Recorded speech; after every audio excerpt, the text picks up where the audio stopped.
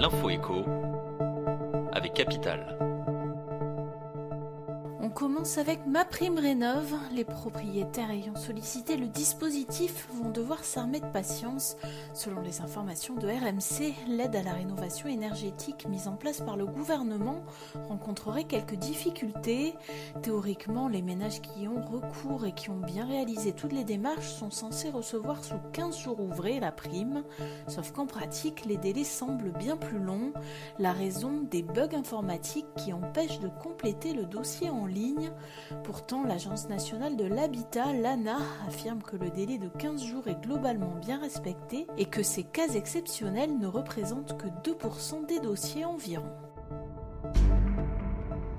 Le coup de gueule est poussé par 15 départements français. Depuis le 15 septembre dernier, des milliers de salariés ont vu leur contrat de travail être suspendu pour défaut de vaccination contre le Covid.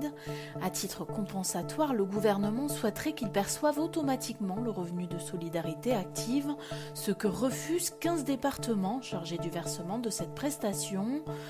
Ils ont alors adressé un courrier au Premier ministre Jean Castex pour l'informer de leur refus. Parmi eux, le Gers, l'Aude, le Tarn, la Lozère, les Pyrénées-Orientales, la Haute-Garonne, la Haute-Vienne ou encore les Landes. Selon eux, le RSA est un dispositif d'insertion sociale et professionnelle et il ne peut remplacer une allocation nationale versée à la suite d'un arrêt d'activité pour motif d'absence de passe sanitaire. Le chiffre du jour, 30,7%, c'est la baisse enregistrée sur un an en octobre par le marché automobile français, selon des chiffres bruts du comité des constructeurs français d'automobiles. La chute atteignant 37,3% par rapport à octobre 2019, avant la pandémie.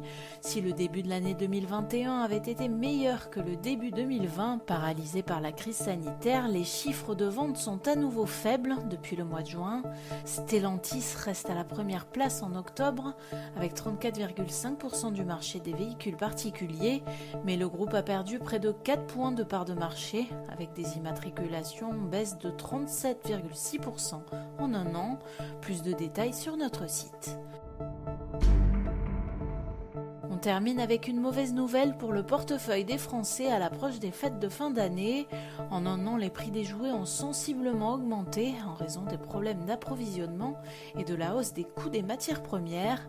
Certains jeux affichant des hausses allant de plus 4 à plus 20%. Les articles concernés sont principalement les jouets électroniques. Les jeux de société semblent les plus épargnés et pourraient donc se retrouver propulsés produits phares de Noël. C'était l'info écho avec Capital.